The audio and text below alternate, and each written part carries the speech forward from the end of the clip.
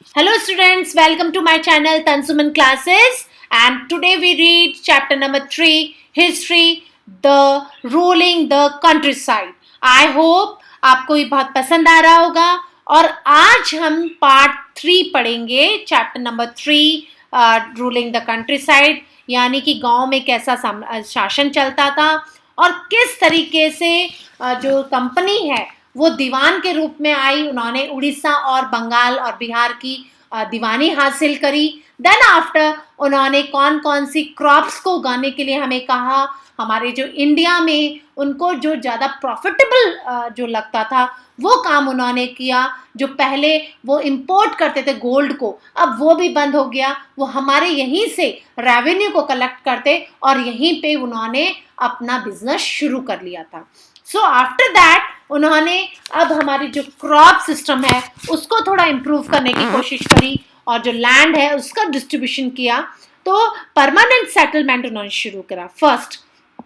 So under the settlement, there was decided that the rate of the revenue once fixed would not be changed. यानी उन्होंने revenue उनको जितना ज़्यादा मिले उन्होंने वो कोशिश करी। अब रेवेन्यू उनको मिलता था ज़मीन से, लैंड से, तो उन्होंने एक परमानेंट सेटलमेंट लाया कि उनको एक फिक्स्ड रेवेन्यू मिलता रहे। तो उन्होंने एक फिक्स्ड रेवेन्यू के लिए परमानेंट सेटलमेंट चालू कर दिया। देन आफ्टर उनको लगा कि नहीं, उनको और ज़्यादा चाहिए, तो उन्होंने Mahalwari system. Under this system the rates of revenue were to be revised periodically, यानी समय अंतराल के साथ, वो नॉट परमानेंट एंड फिक्स्ड, यानी ये परमानेंट नहीं है और वो चेंज होता रहेगा। ऐसा उन्होंने शुरू कर दिया। अब क्या था कि महलबारी सिस्टम में उन्होंने पूरे गांव को इकट्ठा करा और उसको वहां के जमींदारों के हाथ में दे दिया कि अब आप इसकी सारा रेवेन्यू कलेक्ट करिए। अब गांव का सारा कलेक्ट करने लगे। देन आफ्टर उनको लगा कि नहीं, अब उनको प्लांटेशन करना चाहिए। तो उन्होंने प्लांटेशन के लिए जो इंडिगो है उसका शुरू कर दिया, बिकॉज इंडिगो के लिए बहुत बड़ा मार्केट था ब्रिटेन में। अब धीरे धीरे, जैसे इंडिगो एक ऐसा पौधा था कि एक बार अगर उगा दिया जाए तो उसकी फर्टिलिटी ऑफ सॉइल जो होती थी वो खत्म हो जाती थी। अब जो फर्टिलिटी ऑफ सॉइल अगर खत्म हो जाती तो वहाँ के जो किसान थे वो राइस नहीं उगा पाते थे, धान की खेती नहीं कर पाते थे, जो कि उनकी बेसिक नीड था, उनके परिवार के लिए वो उगाना ज़रूरी था। तो अब धीरे धीरे लोग जो थे वो उनके खिलाफ होना शुरू हो गए, क्योंकि लोगों को जो इंडिगो उगा रहे थे उनको वो प्रॉपर पैसा भी नहीं मिल रहा था और साथ ही साथ जो क्रॉप उगा रहे थे उससे उनकी सॉइल की जो फर्टिलिटी है वो भी कम होती जा रही थी। तो अब आज हम today we read the topic the blue rebellion and after. अब जो नील की खेती जो करते थे वो उन्होंने कैसे विद्रोह शुरू कर दिया और उसके बाद क्या हुआ, क्या डिसीजन लिए गए, क्या हमारे कुछ स्टेप लिए गए गवर्नमेंट के द्वारा, ब्रिटिशर्स के द्वारा। तो आज हम ये वाला टॉपिक पढ़ेंगे। So before we start the new topic, please like and subscribe my channel to get more videos. So let's start. In March 1859, thousands of riots in Bengal refused to grow indigo. बहुत सारे लोगों ने refuse कर दिया, उसका विरोध किया। As the rebellions spread, riot refused to pay rents to the planters, और उन्होंने प्लांटर्स को रिफ्यूज कर दिया टैक्स के लिए। So the attacked indigo factories armed with sword and spear, और उन्होंने तेज धारदार जो हथियार हैं, जो उनकी तलवारें हैं, उनके साथ अटैक किया प्लांटर्स पे। एंड बो एंड एरो, साथ ही साथ में धनुष बाण का। And women turn up to fight with pots, pan and kitchen implements, और औरतें जो हैं इन्होंने अपने मटके, अपने घर के किचन के जो औजार उनके पास थे उनका इस्तेमाल किया। Those who worked for the planters was socially boycott, और जो इनका जो प्लांटर्स के लिए जो काम करते थे उनके खिलाफ इन्होंने लड़ाई शुरू कर दी। So the who came to collect the rent were beaten up, और जो प्लांटर्स जो आते थे अब उनको पीटा जाने लगा, उनके द्वारा जो इकट्ठा करा जाता था रेवेन्यू उन लोगों को पीटा जाने लगा। Riot sought there would be no longer take advance to sow indigo, not be buried by the planters, and साथ ही साथ में अब जो लोग हैं उन्होंने खेती के लिए कर्जा जो लेंगे, है ना, उनकी भी बगावत करी। और साथ ही साथ अब उन्होंने कहा कि अब हम लाठी wielding storm mans maintain by the planters, यानी अब जो लाठियां लेके लोग शुरू हो गए और अब उन्होंने बोला कि हम नहीं डरेंगे। Why did the Indigo peasant decided that they would no longer remain silent? इतने टाइम से किसान जो है चुप बैठने को तैयार नहीं थे। क्यों क्यों उन्होंने बगावत शुरू करी? Why gave the power to rebel? इनको ये ताकत कहाँ से मिली? So clearly the Indigo system was intentionally oppressive, but those who are opposed do not always raise up in rebellions. So they do so only at a time. यानी उनको ऐसा था कि अब आप हमारा दमन नहीं कर सकते, हमेशा बगावत नहीं करते, लेकिन कभी कभी अगर ऐसा होता है तो एक बहुत बड़ा ग्रुप खड़ा हो गया। और इसमें in 1959 the Indigo Riots felt that they had the support of local jamidars and village headmen in their rebellion against the planters. यानी जो अगेंस्ट खड़े हुए थे, रिबेलियन जो विद्रोही खड़े हुए थे प्लांटर्स के खिलाफ इन 1859, उसमें जमींदार और विलेज के हेडमैन ने भी शुरू कर दिया था उनका साथ देना। Because in many villages headman who had been forced to sign indigo contract, क्योंकि हेडमैन को भी फोर्सफुली साइन करने के लिए दिया जाता था, कॉन्ट्रैक्ट दिया जाता था, and mobilize the indigo peasants and fought pitched battle with the Lathials. Or in other places, even the Jamidars went around village during the riots to resist the planters. These Jamidars were unhappy because they increasing the power of the planters and angry at being forced by the planters to give them land or long leases. यानी कि अब जो जमींदार थे वो भी इनके खिलाफ खड़े हो गए थे, क्योंकि जमींदारों को भी बड़ा नुकसान हो गया था और वो इस बात से परेशान थे क्योंकि जो बागान मालिक हैं, जो प्लांटर्स हैं, उनकी जो पावर है, उनकी जो ताकत है वो बढ़ती जा रही थी। और साथ ही साथ बागान मालिक जबरन लंबे समय के लिए लीज पे लेते थे लैंड को। क्योंकि वो वहां पे प्लांटेशन करते थे, तो अब जमींदार को भी इनसे बड़ा नुकसान था। So the Indigo patients also imagine is that the British government would support, और मैंने इमेजिन किया कि जो प्लांटर्स जो है, किसानों को ये लग रहा था कि गवर्नमेंट जो है, अंग्रेजी सरकार भी उनका संघर्ष में उनका साथ देगी, so would support them. And after the revolt of 1857, the British government was particularly वो worried हो गए थे, चिंता में थे। क्यों? About the possibility of another popular rebellion, यानी अब उनको यानी लोग उनका विद्रोह में ना खड़े हो जाएं, क्योंकि कंपनी ऑलरेडी 1857 के जो गवर्नमेंट है वो उनके जो खिलाफ खड़े हुए थे 1857 में, उनको पहले से डर था। अब क्या था? When the news spread of the simmering revolt in the Indigo districts, अब जैसे ही खबर फैली कि भाई लोग वहाँ के उनके खिलाफ खड़े हो रहे हैं, ब्रिटिश कंपनी के प्लांटर्स के खिलाफ खड़े हो रहे हैं, सो अब क्या हो गया था? अब जो एक नोटिस दिया गया और मजिस्ट्रेट द लिक्वेंट गवर्नर और जो मजिस्ट्रेट एशले ईडन को नोटिस जारी किया गया, जिसमें कि reason of the winter in 1859, और गवर्नर जो है 1859 में आए, and the ryots saw the tour as a sign of governor sympathy for this plight.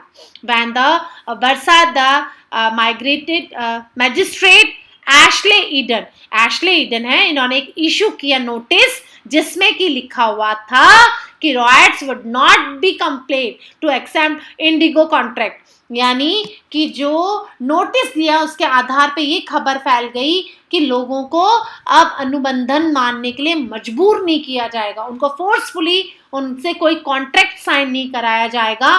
Because of Queen Victoria has declared the indigo need not be sown. उनके अनुसार जो रानी Victoria है, उन्होंने नील की खेती, जो इंडिगो कल्टीवेशन हो रहा था, उसकी खेती के लिए मना कर दिया और अब उनको ना करने का हुक्म दे दिया था। सो ईडन ने क्या किया था? as Eden was trying to placate the peasants and control an explosive situation, but this action was read as support for the rebellion. अब क्या था कि ईडन ने किसानों को शांत करने और उनको नियंत्रण करने की कोशिश तो कर रहे थे वो, बट उनकी कार्रवाई जो थी वो किसान के विद्रोह के समर्थन में उनको मान लिया गया, यानी किसानों का समर्थन उनको देना पड़ा. As the rebellion spread, insulated with the Calcutta rushed to the Indigo districts.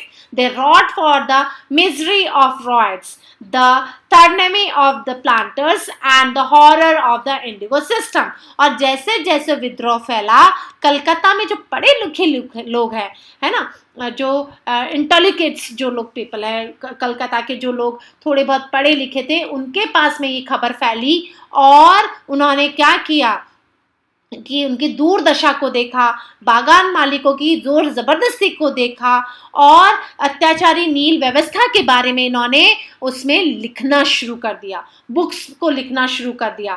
So worried about the rebellions.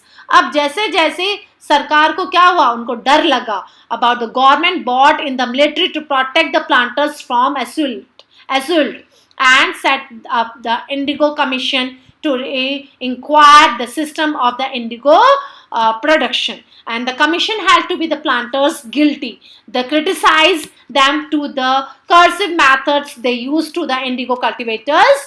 It declared that the indigo production was not profitable for riots, and the commission asked the riots to fulfill their existing contracts, but also told them that they could refuse to produce indigo in future.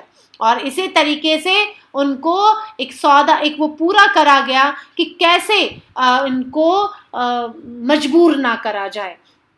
सो एक बहुत अच्छे से quotation दिया हुआ है. So it would rather beg than sow indigo, यानी कि भीख मांग लूंगा परंतु इंडिगो नहीं उगाऊंगा.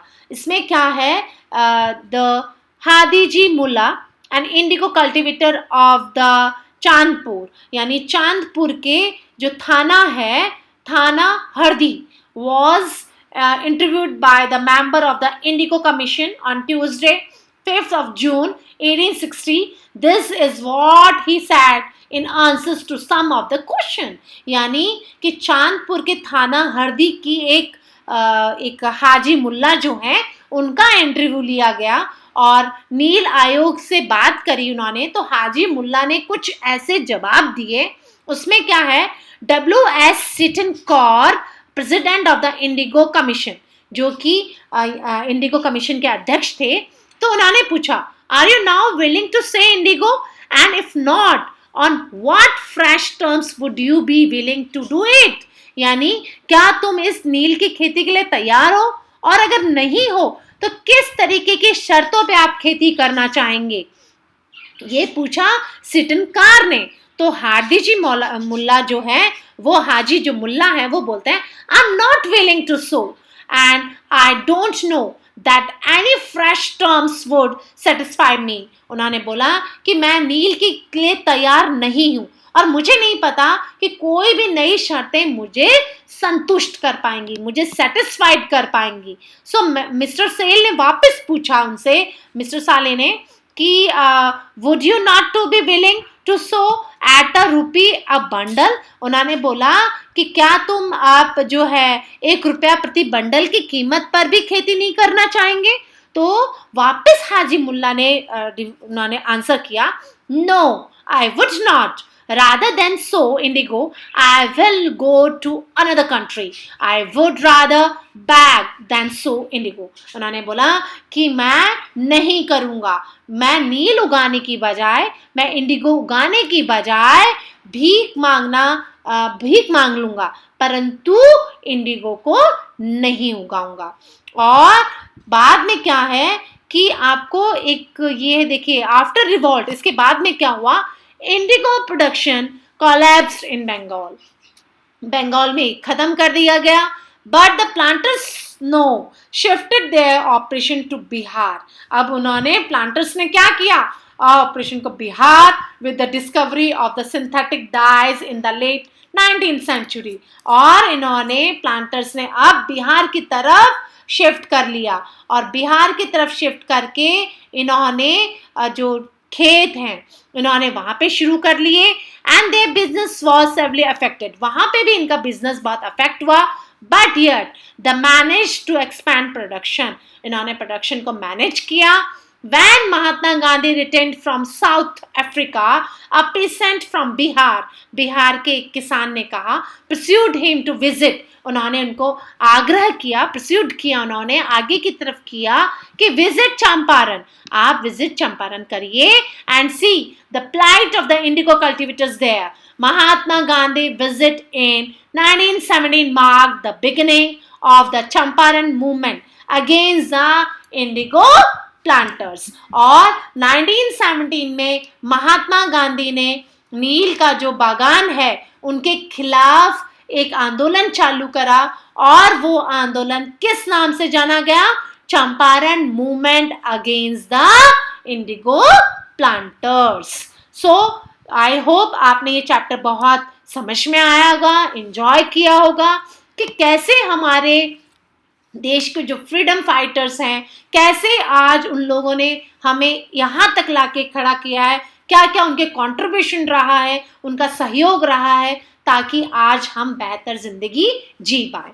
तो आई थिंक आप लोगों ने चैप्टर बड़ा एंजॉय किया है, आपको समझ में आया होगा। Thank you, good day.